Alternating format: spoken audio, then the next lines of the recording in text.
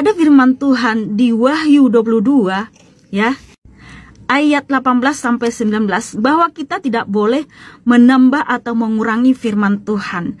Karena siapa yang menambah dan mengurangi firman Tuhan, dia akan mendapatkan malapetaka.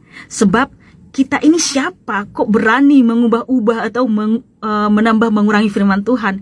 A few moments later. Yeremia 31 ya, saya akan jawab.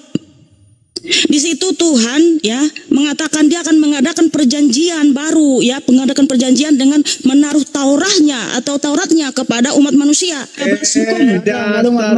Ini gimana coba menjawab? Aduh. Nggak ada umat manusia di situ. Udah dengar dulu. Iya. Oten betina. Kampret.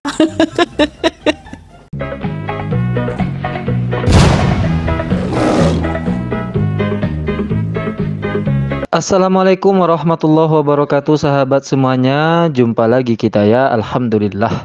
Alhamdulillahirabbil alamin. Segala puji bagi Allah, Tuhan semesta alam. Tiada Tuhan selain Allah. Allah lah satu-satunya Tuhan. Tuhan yang tiada duanya, duanya saja tidak ada, apalagi tiga. Lalu bagaimana jadinya kalau Tuhan itu dipaksakan tiga? Ya umatnya jadi oten betina kampret. Oke sahabat semuanya, kali ini kita akan membahas oten betina kampret. Siapa lagi kalau bukan si Mika Lera, Mika Encang, Mika Pundong, Mika Pindiang, Kampret.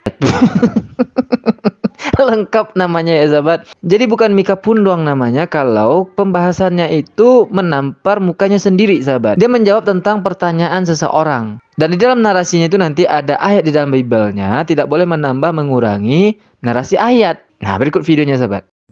Menolak Allah Tritunggal itu adalah antikris. Baca 1 Yohanes 2 ayat 22. Oke, mari kita baca 1 Yohanes 2 ayat 22. Siapakah pendusta itu? Bukankah dia yang menyangkal bahwa Yesus adalah Kristus?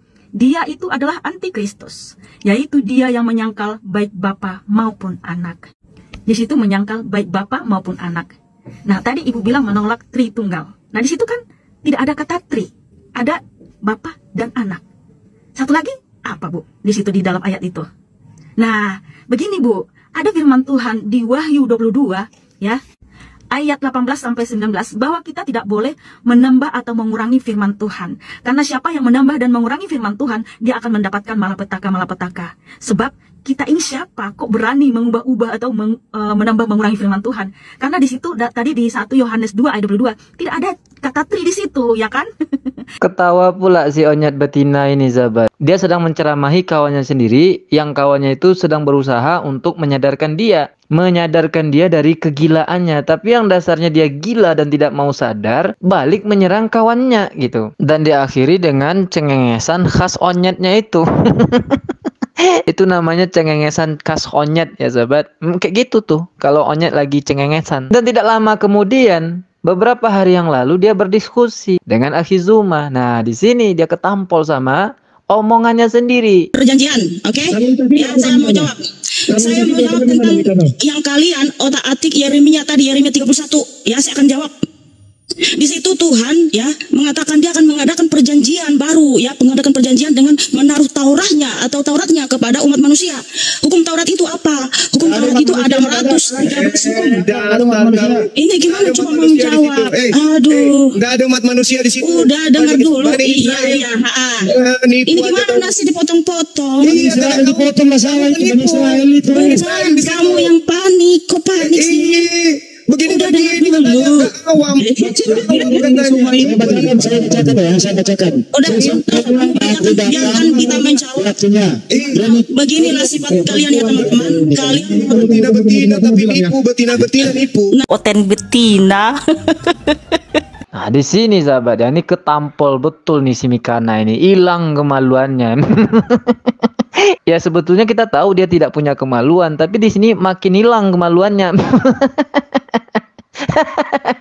Ya, onyet saja itu masih punya kemaluan ya, dan rasa malu, punya kemaluan dan punya rasa malu. Nah, ini oten betina satu ini nggak punya kemaluan dan tidak punya rasa malu sahabat. Dia sendiri yang mengatakan akan celaka orang-orang yang suka mengurangi menambahi ayat-ayat di dalam Bible-nya.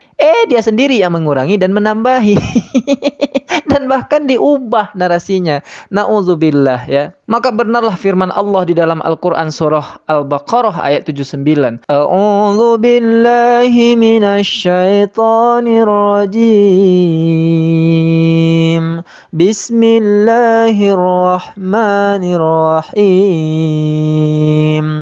فويل للذين يكتبون الكتاب بأيديهم ثم يقولون هذا من عند الله ليشتروا به ثمنا قليلا فويل لهم مما كتبت أيديهم وويل لهم مما يكسبون. Celakalah orang-orang yang menulis kitab dengan tangan mereka sendiri kemudian berkata, ini dari Allah dengan maksud untuk menjualnya dengan harga murah.